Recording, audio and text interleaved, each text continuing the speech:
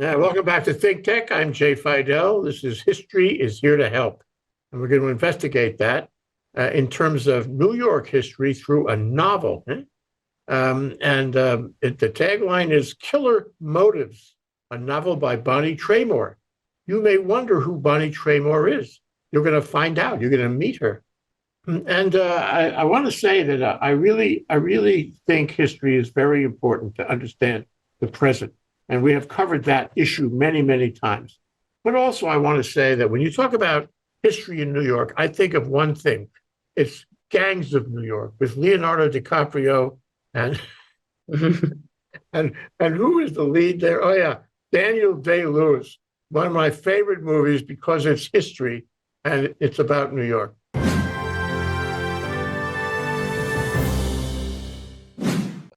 Okay. Carl, let's do the honors here, will you? Will you properly introduce Bonnie Traymore? I will. Dr. Bonnie Traymore, grew up in New Jersey, and I think that should make her near and dear to your heart, Jay Fidell, being an East Coast guy originally. And after that, she became a really well-established business person, especially in the publishing industry.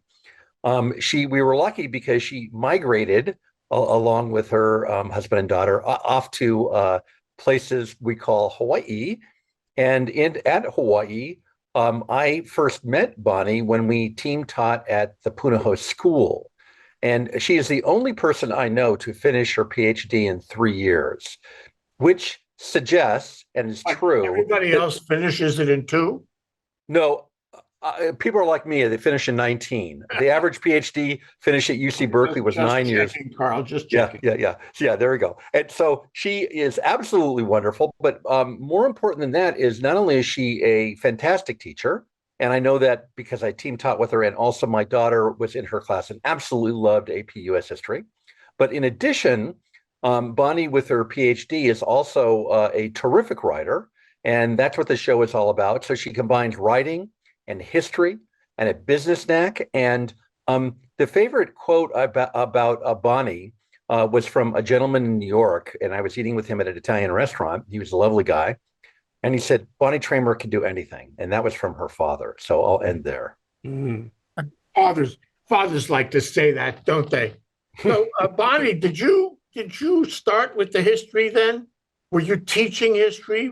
Was your PhD in history? Is that what it was?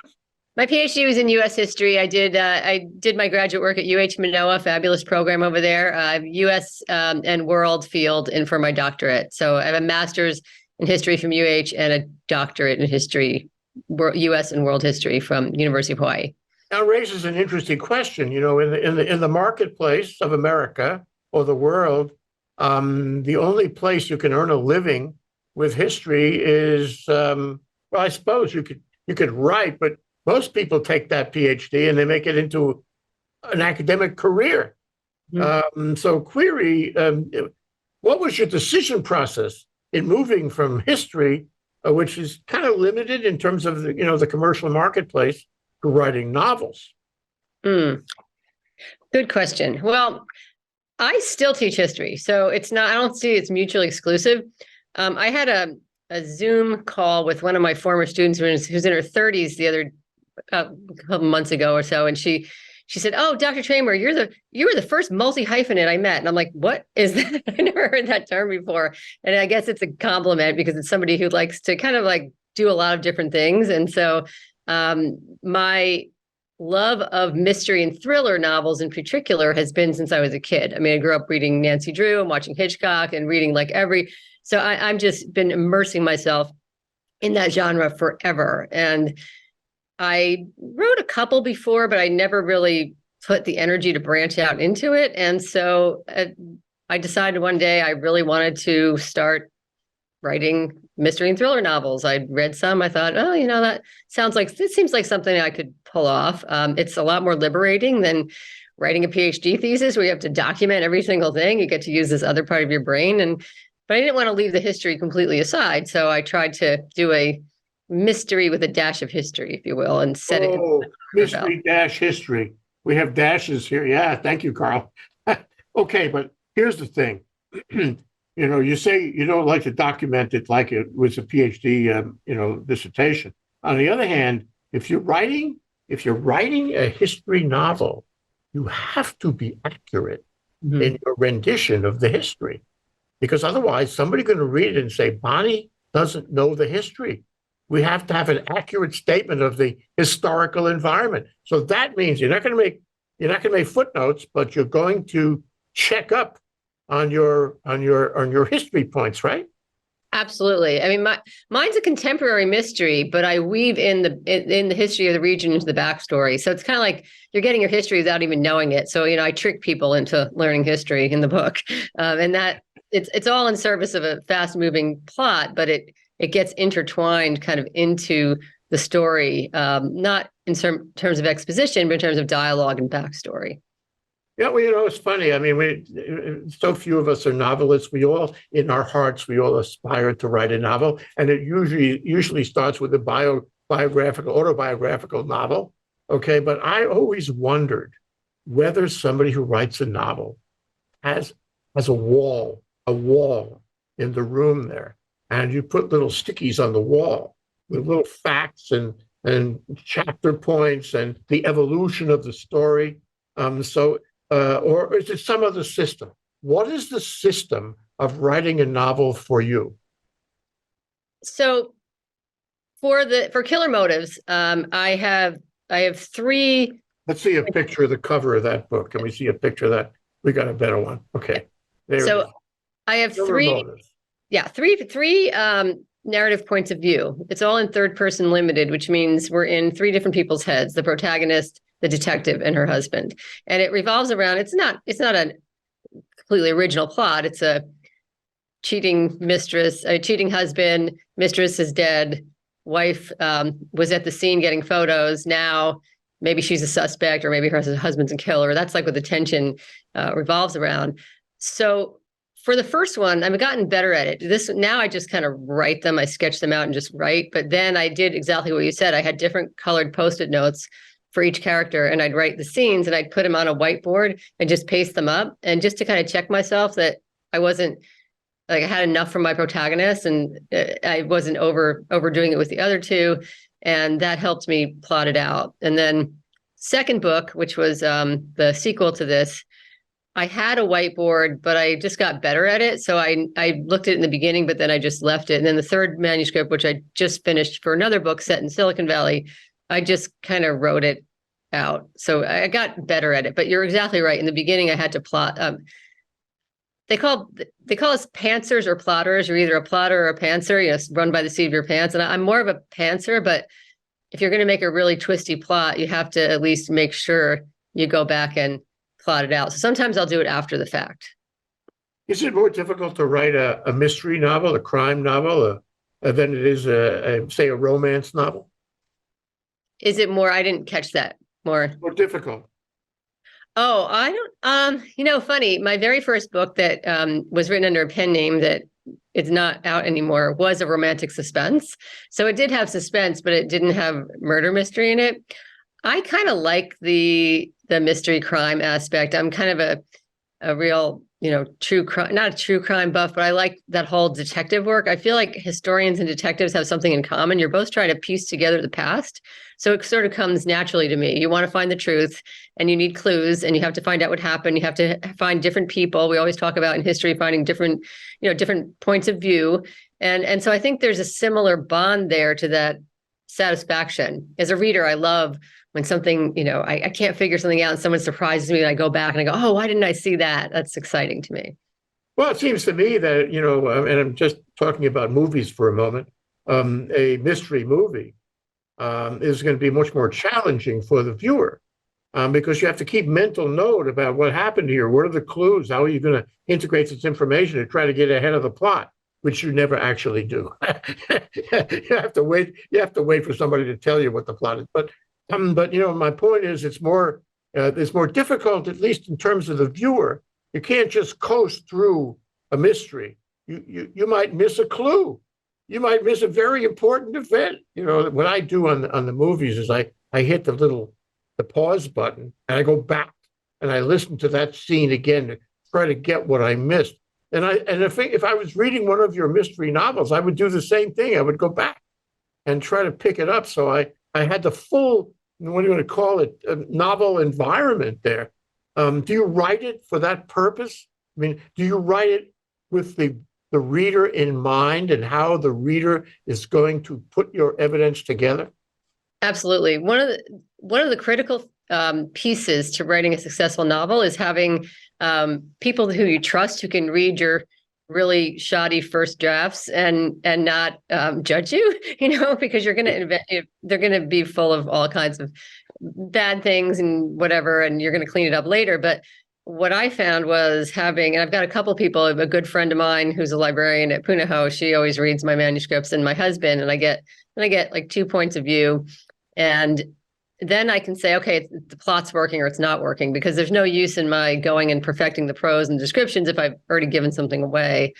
The other thing that I found is that finding that fine line between giving the reader the information enough times, but not hitting them over the head with it too many times, because people are reading for fun. And that's one of the things that I had to get used to, moving from academic to writing commercial fiction. I'm writing to entertain. That's my primary motive. I'm not writing to impress or to educate. I'm writing to entertain people, and people don't want to kill themselves like looking for it. So they're going to just read it and enjoy it. And also with an ebook, I've got print and ebook, but a lot of people read on ebooks. Like you said, that's harder to go back to clues. So you have to make sure you're writing for the reader, as I said.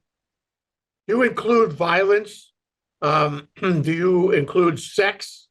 Do you include things that would entertain people when perhaps people should be entertained with books that don't have violence and sex? I would say I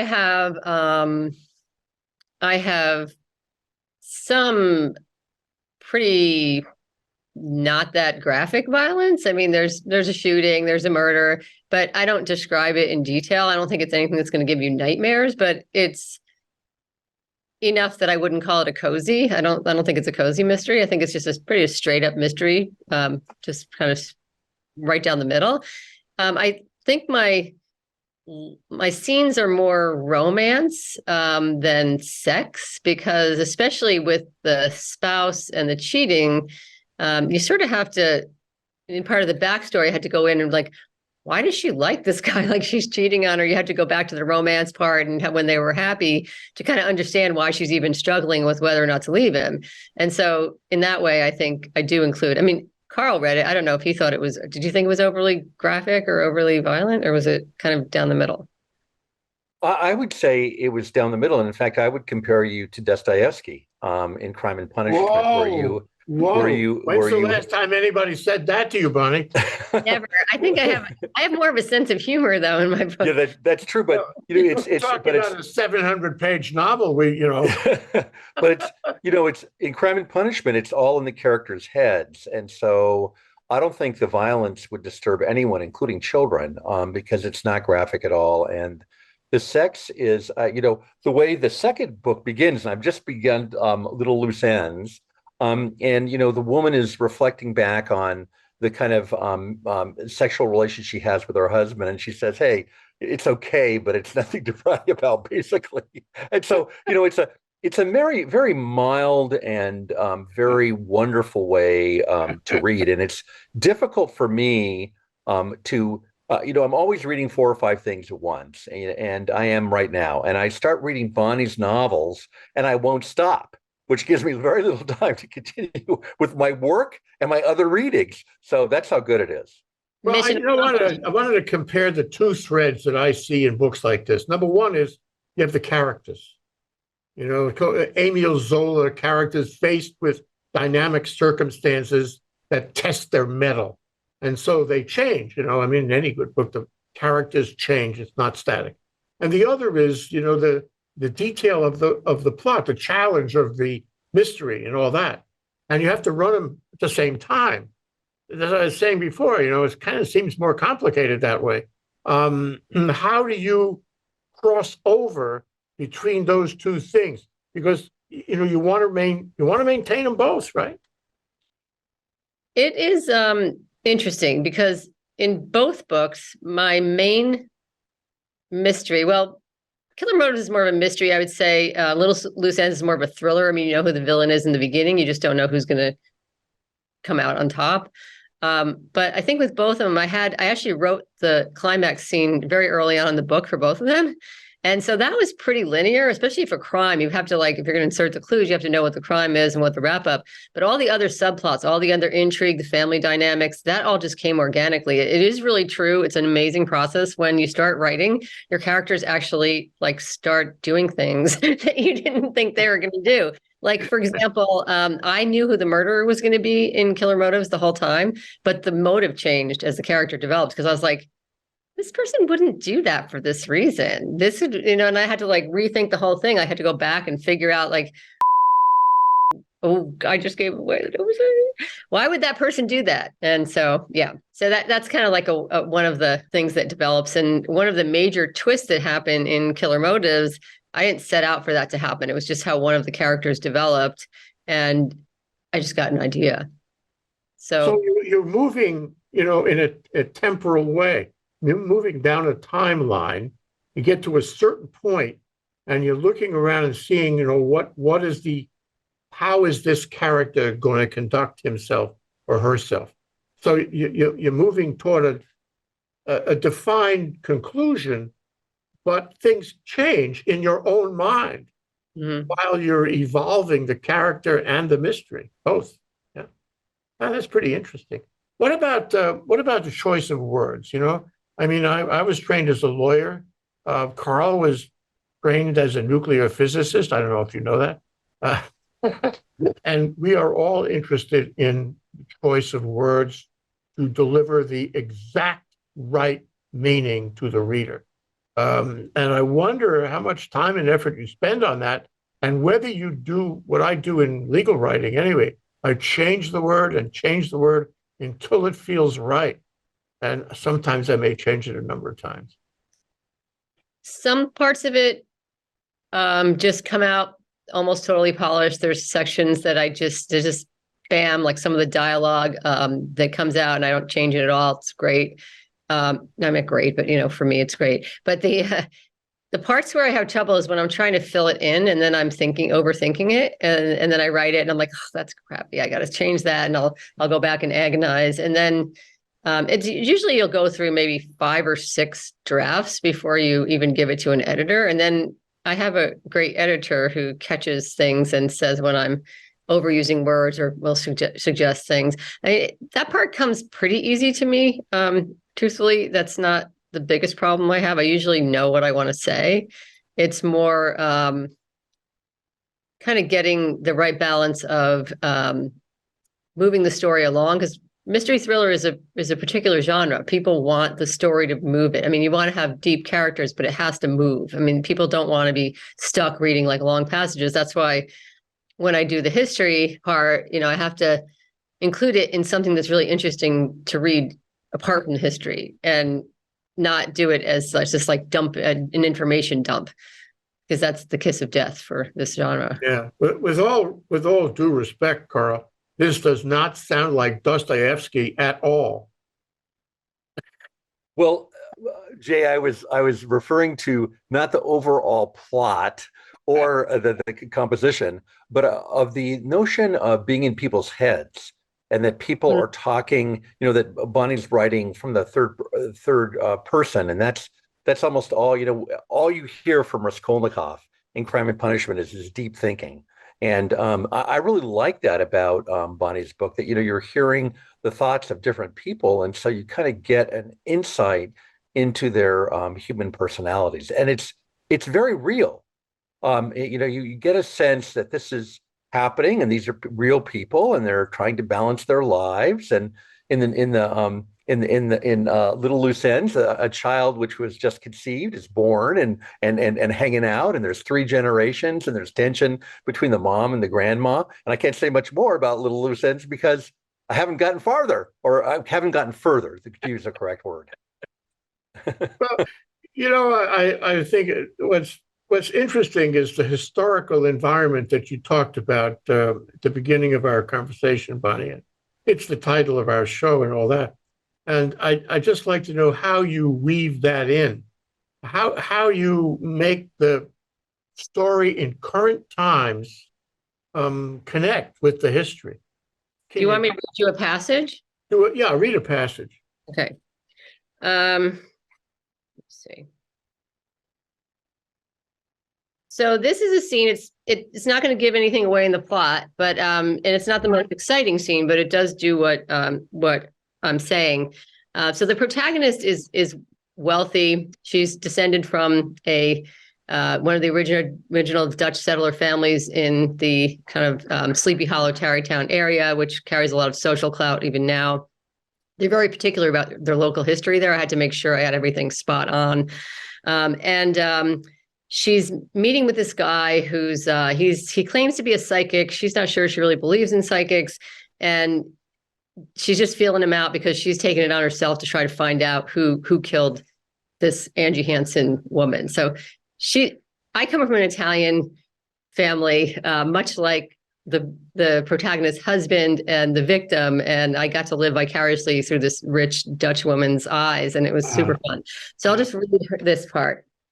She goes to meet this guy named Wade Higgins, who claims to be a psychic.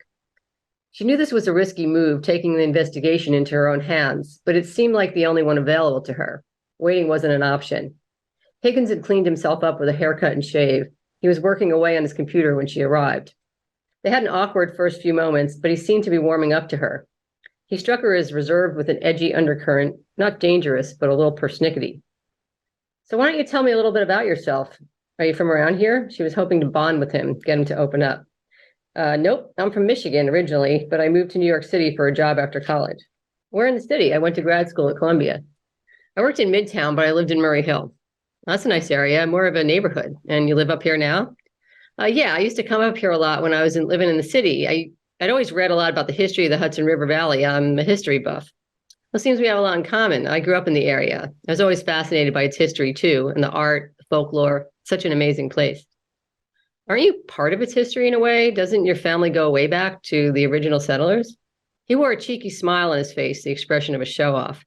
You've done your homework, I see. On my mother's side. Yeah, you know Phillipsburg Manor, I take it? Of course. I've toured it and filmed it. I do walking video tours on my YouTube channel. It's a side gig. Pretty good extra money, if I don't say. He sipped his coffee and leaned back in the chair. Oh, interesting. Well, my mother's from a family like that. She's from one of the original Dutch Miller families, but not that one. We even have relatives buried in the old Dutch burying ground. So you're related to slave owners, huh? He gave her a smirk, seeming to enjoy giving her that little dig. Most wealthy people back then did own slaves, unfortunately. I'm afraid my family's no exception. She remembered the first time she learned about the history of the region when they toured the mill in elementary school. She hadn't been singled out, and she was sure most kids didn't make the connection. But it was the first time she remembered feeling guilty about her family lineage. It just got worse from there. And your father, he's Dutch too, I take it? Vanderhoven? He is, but he's not from the original settlers. There was a smaller wave of Dutch who came in the late 1700s, inspired by the Revolution. So that's just kind of an example of like how you weave it through without giving this exposition. And to speak to the local history, the old Dutch burying ground and the Sleepy Hollow Cemetery are basically the same place, but it's really it's very important that you get that right, because people who are born buried in one have this sort of like older lineage. And so I had made that mistake, and I like went back and fixed it because I was really worried that people were going to. So I was like, yes, to your point of you have to get the local history right, especially in a place that really cherishes its local history. Well, it strikes me too that, if you don't do that, get shallower characters. Right. It's like, when I lived in New York, and I suppose when I live here too, is I'm always trying to figure out where this individual came from. What are the circumstances? What did his parents do? What happened in the old country? All this, because it's all part of the makeup of the individual. And the same thing with a character in a novel or a movie. It's a richer experience for the viewer or the reader to get a make on this person. Where did he come from?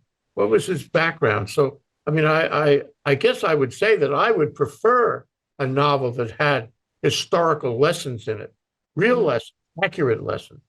You, Carl, how important is this for you? Because you taught history. for a long time at Punahou. Jay, This is right after the nuclear physics thing. yeah, that's right. Yeah, those are two fields that easily combinable. Nuclear physics and history. So, it's really enjoyable. Historical fiction and also mysteries are really enjoyable. And when they get it right, I was so impressed. You'll laugh at this, Jay. I was so impressed with Killer Motives that I sent a copy to the mayor of Tarrytown because I thought that he would enjoy it. Because it's just really a wonderful book, and it describes that whole region. And of course, my mother came from Larchmont, not too far away, in New York, and so I just loved every part of it. So to answer your question in sort of a long-fashioned way, I love it when people use historical references and are so careful as the author Bonnie Traymore is. Yeah, I'll go a step further and say most people do not know that much about their lineage for one family reason or another. Their parents don't necessarily tell them a lot, or their parents don't know a lot, and they don't carry that information forward in their lives. So you're offering a tremendous benefit to somebody to say, let's look at these characters in historical context. But I wanted to ask you one other thing, and that is, you've written how many now? Three? Four. Okay. Four. Yeah. Okay. Distilling it, Bonnie. What have you learned? How have you changed in going through the experience of coming up with this stuff 3 times? It's really been exciting. I feel like one of the things I did notice is I'm a lot more sympathetic to my students on error blindness. When I got my edits back, I was like, oh my God, like I read it 17 times. I can't believe I made that mistake. And I thought my poor students, like I always think they didn't proof it, but they probably did and they just didn't see it. I mean, that's a real thing.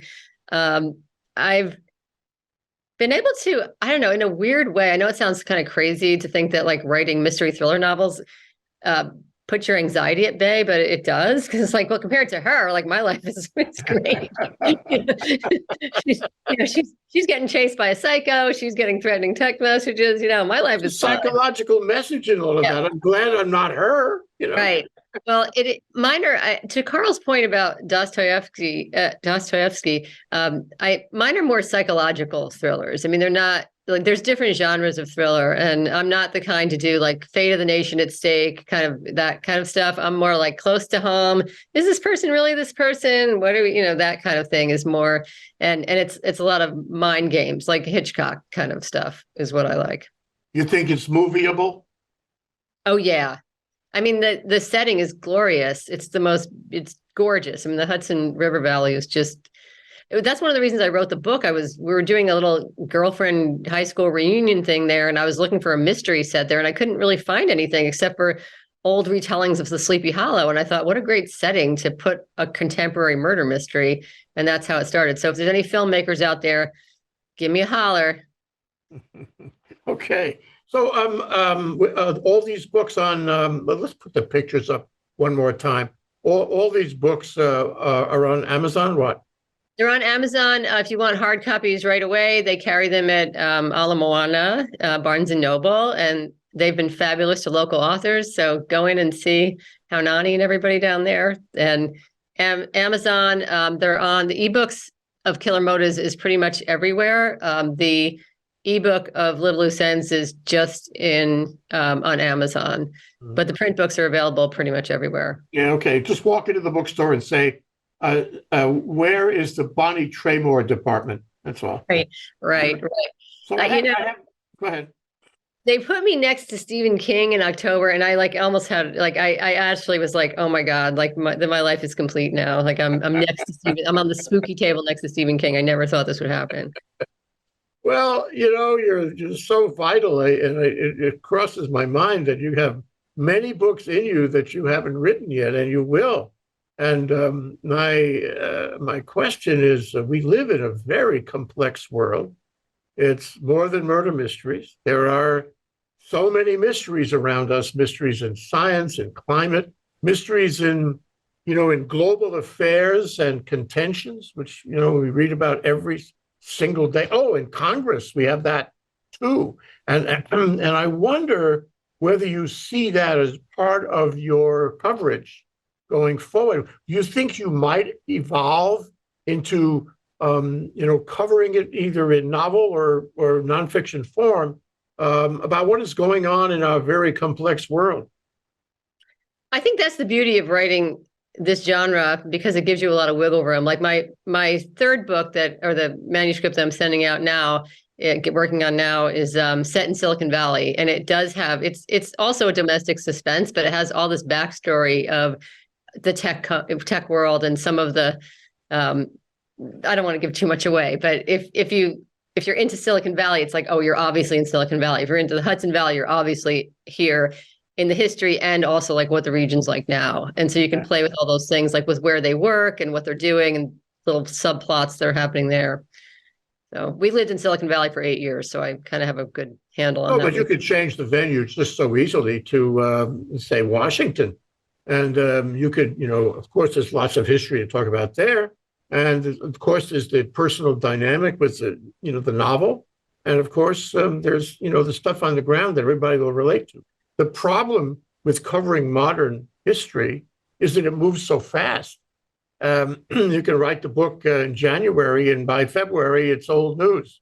So you have to be careful when you write about current events. It's true. It is true. I mean, it's in the lag time is longer than the news cycle for sure. Yeah. So, Carl, I'd like to, we're almost out of time here. I'd like to ask you to summarize how you really feel about Bonnie. Well, in this show, what Bonnie elucidated was, the mystery novel and how she approaches it. And what you brought out, Jay, I found fascinating by asking Dr. Traymore questions. And the notion of the board being out and putting different things up is, so much akin to what you do as a teacher. So I think it's really absolutely wonderful for her to keep track that way. And, the other part of this that is really amazing is, Bonnie does many things simultaneously. I mean, her daughter is grown now, but for much of her career, she was a great mother and doing many things at the same time, including writing and, working on a PhD. And then also, not only writing, but actually doing a variety of other things and forming businesses on the side. And so it's a credit to her that her novels are so much fun to read. And that's the bottom line, because when you pick a mystery novel, you want it to be, well written. And as you said, Jay, it's so great to read these things about New York for those of us who love the state of New York, and especially Tarrytown and Westminster and Westchester and et cetera, et cetera. A lot of deep history there. Okay, Bonnie, this is your opportunity to rebut what Carl said. A defense, if you will. Go ahead. Go for it. Well, of course, I have to write back at him, all the great things that he's done. He did forget one thing, though, that's important that we have in common. Based on one of your other shows, I was involved with the COE program. So I did a lot of outreach work like Carl did with Pueo. And so that was really interesting for me. I do have some ideas for something that happens in a school. So that would maybe be kind of interesting, a mystery. But I feel like it is, an honor to be on the show and to even be considered an author. I guess my message to anybody who's watching is go for it. I mean, maybe it doesn't have to be a book, but if it's something you're really dying to do and you're saying like, oh, I don't know if I could do that, just try it. What's the worst thing that can happen? It's better to know and never, not know and to not know and try it, if that makes any sense. And the gratification is that you find out more about yourself. You do. It's been fun for my marriage too, because we plot together. I mean, my husband and I kind of bounce things off each other, and we were watching The Undoing. I don't know if you've seen that on HBO. It's a great series, another New York setting. And so we'll stop it and go like, so who do you think it is? What if they did that? And we play around with it. So that's been kind of a fun addition to my life too. Yeah, and the story of a young woman who decides to write plays is covered in Jessica James, on Netflix. I just saw yesterday, and so I offer that as another piece of entertainment hyphen fiction, to think about, write about, and see. Thank you, Carl Ackerman, for connecting us with Bonnie Traymore. Thank you, Bonnie Traymore, for being so great on the show and in what you're doing. We can all learn from. We can learn from your history and your novels.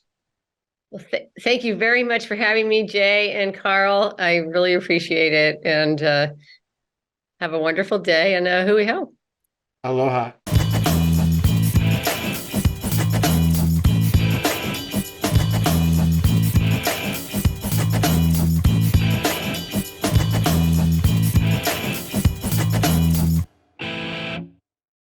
Thank you so much for watching ThinkTech Hawaii.